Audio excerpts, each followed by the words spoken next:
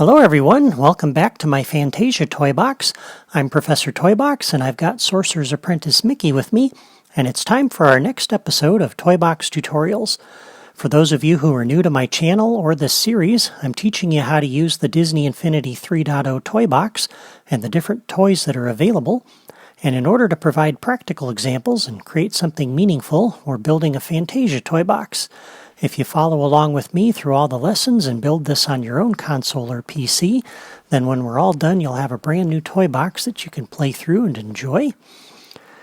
So we're currently working on a side quest for Mickey, and the story for this side quest is that while the magician is sleeping over there in the castle and Mickey is dealing with the brooms and all of the fallout from that, the demon Chernabog raided the castle and stole one of the magician's scrolls and carried it back here to his fortress on Bald Mountain. And so Mickey's objective is to travel to Bald Mountain and recover the scroll. Last time, we set up a couple of effects generators over there, and we used that to set up some impressive lightning and spark effects around the scroll. And I pointed out, though, that this is just a visual effect, so the lightning and sparks don't actually hurt the player. I think it should if the player gets too close, so for that we're going to need a kill switch, and that's our topic for today's lesson. So if we come over here to the Creativitoys drawer, that's where you'll find this toy. And I'm actually going to set this out here off of the ground a little ways, because if the player or another character touches that toy, they die instantly. So I want to make sure that doesn't happen.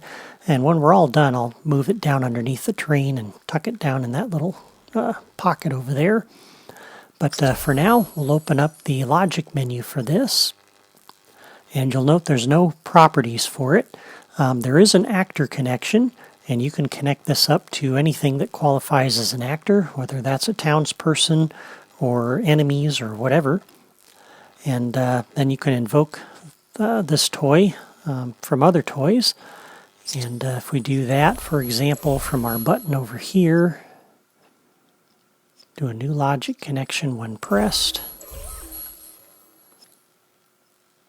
You can remove the connected actors that you connect to that, so that's one of the things you can do with this. And you can also direct this object to defeat the triggering player or character. So if a character or a player wanders into a trigger area, for example, and you invoke this toy, then whatever wanders in there, this defeat action will kill that. You can also have it defeat a player, and you can have it defeat all players or a specific player. You can have it defeat a particular team, or you can have it defeat AI, and this would be all of the enemies in your toy box. And so I'm actually going to cancel out of that because I don't want this button to do that. This button wasn't there last time, and all this does is just reset the collectible up there. It's just something I needed. This is not going to be here when we're all done, so you don't need to worry about this button.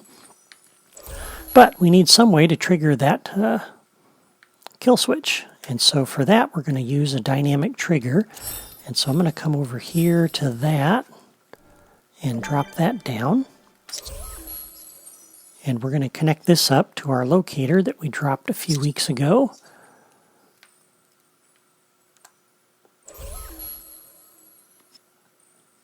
This is where the special effects occur for the lightning. This is where the fireworks will go off when we recover the scroll. So now that's connected up to that locator, and we'll set the properties for the dynamic trigger so that the target is the connected locator. And the trigger distance, I'm going to go ahead and set this to be, make it 6. I don't want the player getting too close to this. There we are. And now, on the dynamic trigger, we'll do a new logic connection when entered by player Annie. So when a player enters the radius around that locator, we'll come over to our kill switch and we'll say defeat. And so this way, if the player gets too close to the lightning and the sparks that are going off around that when that's happening, then they'll die. And I think that'll be a good thing. But now, because of that, we want to make sure that this is turned off at the start of the level, so if the player skips the quest here in town and wanders up there, they don't die when they wander into that region and nothing's happening. So for this, we'll connect up to our level starter and do a new logic connection on Catalyze so that when this toy box is first loaded, this dynamic trigger will be turned off.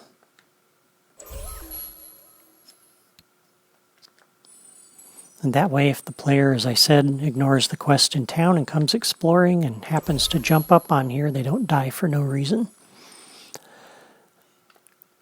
And that, of course, means that when the mission starts, we need to turn that back on. So we'll come over here to our text displayer for our mission giver, and we'll do a new logic connection when the text proposal is accepted. We'll come back over here to our dynamic trigger, and we'll turn that on. And of course, that's already turning on the lighting effects and everything else. So now that'll turn on the visual effects, and now we should have some repercussions if we try to wander over there. So we'll go ahead and test that, and I'm going to come back up here to the mission giver.